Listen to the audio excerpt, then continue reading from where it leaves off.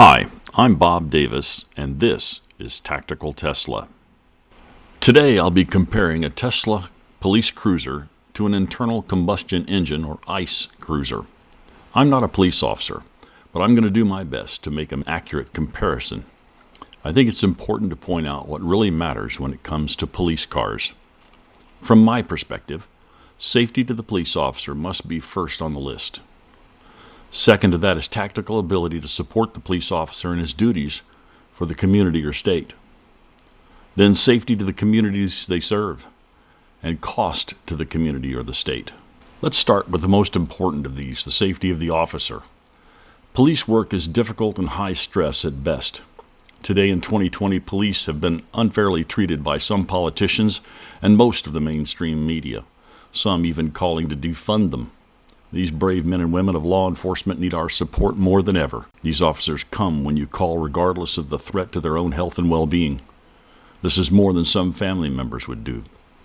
These brave men and women need a car that can get them out of a jam, protect them in the case of a high-speed crash, and bring them back home to their families when the shift ends.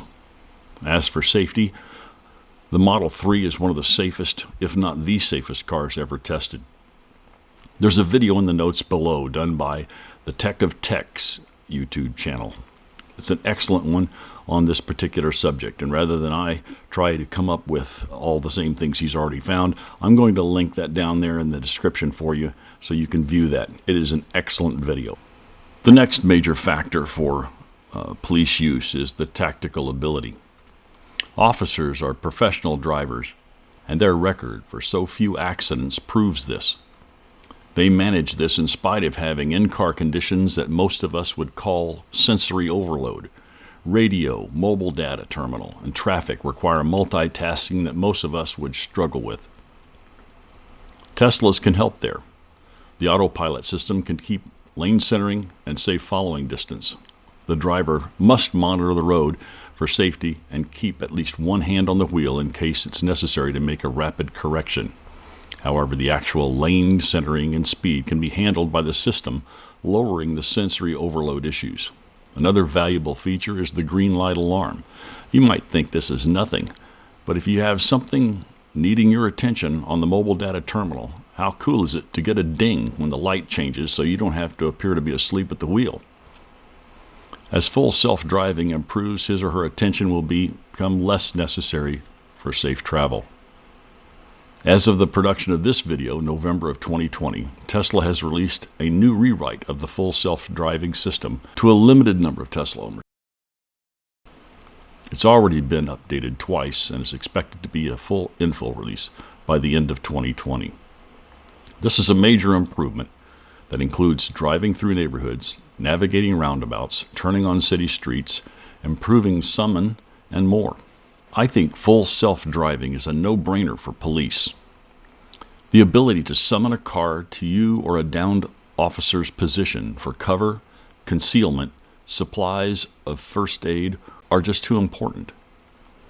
The all-glass roof of the Model Y, or the nearly all-glass roof of the Model 3, give you an excellent view of the sky to see drones, police choppers, or upper floors. The glass is much thicker than sheet metal. Teslas are equipped with one rear-facing camera, two blind spot cameras that are available on the touchscreen with one touch. 6 of the external cameras can save the previous 10 minutes of video with one touch of the screen. If you like, you can have a horn honk save this recording as well. Acceleration. The instant acceleration and torque of electric motors is an advantage in multiple ways. Number 1, closing the distance from a standstill with a speeder. Having a car that can do sub 4 seconds 0 to 60 can make the speeder think twice about trying to run. It also closes the distance between cars so fast as to reduce the total distance of high-speed driving. I've never ever attempted a pick maneuver on another car. So if I'm wrong in thinking that instant throttle response at the accelerator is a great benefit, correct me in the comments. Incredible, fast voice routing not only helps you find the way to the scene, but the large screen with the satellite view can show you what the layout of the building's backside looks like. This has to matter when you're to cover a rear exit. You need to know if there's a storage shed back there that could be a hiding place before you round the corner of the building. A Tesla can cruise control as low as 5 miles an hour. You laugh? Well, you might be right. I'm not sure what the value of that could be, but it seems that there is a value. An officer would identify it. One thing that comes to mind is parades and parade routes. I've tested this, and you can actually get it down to 1 mile an hour. 1 mile an hour cruise control. I'm not kidding. A small thumb wheel on the steering wheel can adjust that speed by 1 mile an hour anywhere you need, so the car literally can walk at walking speed and actually even slower. Leave me in the comments if you know other ways this might be helpful. Your phone is your key to the car and much more. You can open or close the rear hatch on a Y or 3. Open but not close the front, unlock the doors, turn on the car for someone to drive, check battery or charging status, slow the car down, limiting its max speed, vent, or close the windows. In winter driving, the flat bottom of the car handles snow much better. Auto up windows upon locking the car. You never have to worry that you left a window cracked open. You can set the glove box to open only on a PIN number. So even if someone gets access to the inside of the car, if they don't know the PIN number, they can't get that open. Auto park. I know this sounds silly, but hear me out. These days, an officer needs his head on a swivel in some parts of the country. Let the car take care of this mundane task so you can be focusing on your surroundings. Safety to the community they serve. Zero emissions. Nothing comes out of a tailpipe because it doesn't even have one. Teslas don't stink. Quiet. Stealth when you need it. They'll only hear you coming if you're on gravel. Nothing is more dangerous to the community than a criminal in a police car driver's seat. Tesla has a pin to drive option, making it impossible to steal the car, even if you have the key card. Should that option not be used, you can still locate the car from the phone app, as well as slow it down, honk the horn, flash the lights.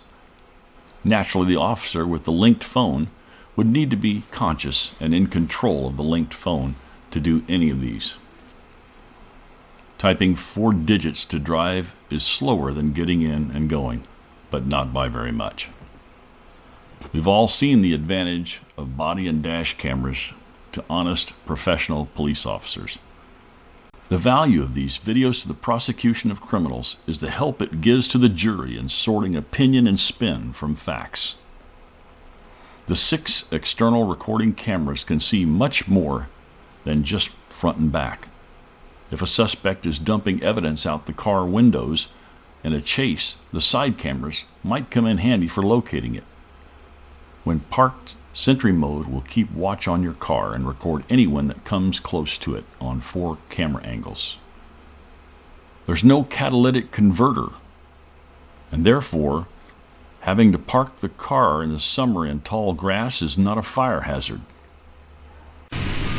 Here we have a spreadsheet that does a direct comparison on the left side of a Tesla Model Y Performance all-wheel drive to a Dodge Charger Interceptor. I use a term comparison of 10 years. The reason I use that is because a Tesla Model Y Performance will last 10 years. I know that sounds like a lot, but electric motors are extremely dependable. There's not much to go wrong. I'm also using 50,000 miles per year on the car. In reality, some departments will be much higher. For instance, state police will typically run higher than that. A small municipality will use less than that sometimes. So, your call. You can change any of the values in this except the yellow fields, which are calculation fields. In the upper portion, I use a calculation comparison of kilowatt hours and gasoline cost per mile. Everything is related to per mile. It comes out to 4 cents a mile for electricity and 14 cents per mile to drive a gas car. The life of the car in miles, I use 150,000 miles life in a car. Some of you will laugh and say there's no way a police car will make it that far. Some a little farther than that. Again, depends on where you're using it, what you're doing with it. So years of service, 3 years. At 50,000 miles up here per year, you're going to be done in 3 years. That means it's going to take you to get to 10 years, 3.3 cars to get you to 10 years. It only takes one Tesla to do that. So you figure the cost of the car, a Tesla costs $55,690 for the Tesla Model Y Performance, and it'll cost $32,745 for the Dodge Charger Interceptor. That's a real number. I checked it. I found it. The equipping cost to equip it to make it a police car, $4,250. I didn't pull that number out of my nether regions. I went and talked to local police departments, and those numbers jive with what they're saying for that car. I added more money to that, another $250. I don't know if that's reasonable or unreasonable for a Tesla, because frankly, I don't know. There might be additional costs there. I was told that some things are actually easier in a Tesla, some things are harder. And of course, the equipment and stuff like that is not as readily found. Tesla's cost $55,000 plus that. That comes to a vehicle purchase and setup cost of $60,000, a little over $60,000 to get you the full 10 years. Because you're having to do it with 3.3 cars, it's going to cost $123,000, twice as much for an ICE car than it will cost for an electric car. Fuel cost. Fuel for 10 years, 50,000 miles a year for one vehicle, $22,253 for electricity. Fuel cost for the ICE engine, $71,666 over almost three times as much. 10 years of maintenance. Now, in maintenance, I'm not talking about windshields, not talking about radiators getting holes in them. Of course, that's not exactly true. Teslas don't have radiators either. Well, they have a minor cooling radiator, but it's so well protected, you're not going to throw a rock through it. I'm talking about things like timing belts, fan belts. I have a whole list of things over here that just don't exist in a gas or a electric car. Tune-ups, head gaskets, pistons, piston rings, connecting rods, crankshafts, drive shafts, fuel tanks, oxygen sensors. That stuff doesn't exist in electric cars. So all of that kind of maintenance over 10 years, 3 cars, I'm saying is $1,000. Frankly, I think that's extremely low. But you put your numbers in. This spreadsheet we made available to you in the link below. You can download it, put your numbers in it, what makes sense for you. Now you look at it, what's the total savings per year per car in your department? $11,953 per year. For the full 10 years, that's $120,000 for the 10 years. If you look at the savings per year on a multi-car fleet, like a 30-car fleet, that's $358,000. If you look at a 100-car fleet, that's $1,195,397 a year. If you have a really big town, Las Vegas or LA or something, 300 cars, $3,586,000. That's a lot. Are these cars fast enough to be police cars? Well, I think they are. This is a list of cars taken from accelerationtimes.com. In this list of cars, topped out by the Nissan GT-R is the fastest, McLaren 540C just under that, Dodge Viper GT just under that, Ferrari F430 Spider, and they get slower as you go up to the slowest of the slow Dodge Charger RT. All these cars are considered kind of supercars, and there's only 2 cars on this entire list that can do 0 to 60 faster than the Tesla Model Y Performance. All the others in this list are going to be slower. I think you can see the benefits in cost over time in a 10-year period. I hope this is helpful. Thanks for taking the time to watch this video. I put a lot of work into it. If you like this content, please hit the thumbs up button and subscribe. When things get tough and police officers are required to make decisions in split seconds, my prayer for them is that God would give them wisdom beyond their education, that He would give them skills beyond their training and perception beyond their senses. In Jesus' name.